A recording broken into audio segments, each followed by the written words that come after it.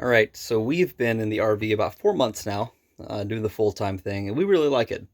We've taken some time recently and trying to figure out what renovations are we going to do and all that kind of stuff. We're still not entirely sure, although we've been able to do some upgrades. So we're currently in North Carolina visiting family, and I wanted to show you what we've done recently.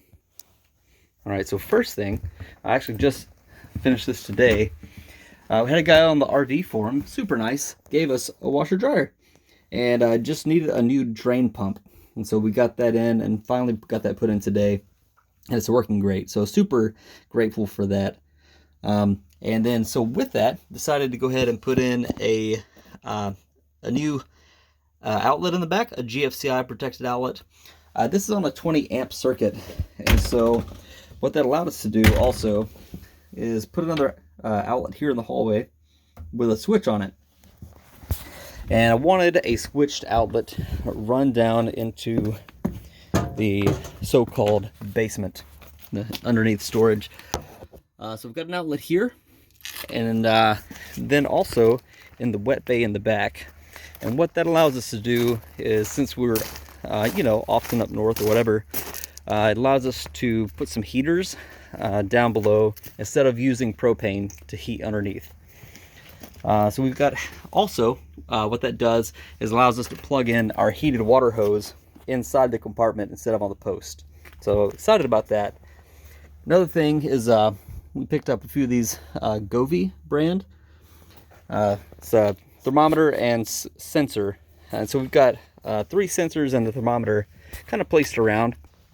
Kind of lets us just keep track of how cold it is down there in case something, goes awry. And one thing about having that switched outlet is that allows us to have the heaters down below plugged in on that switched part of the outlet. The top half is switched and the bottom half is always on.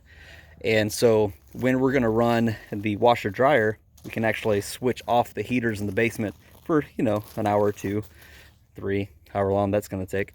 And so we're not overloading that 20 amp circuit. And then when the washer and dryer is done, we can flip that back on, the heaters come back on in the basement. So let's see, something else we've done. Let me turn the camera around. We have picked up our tow stuff for the car.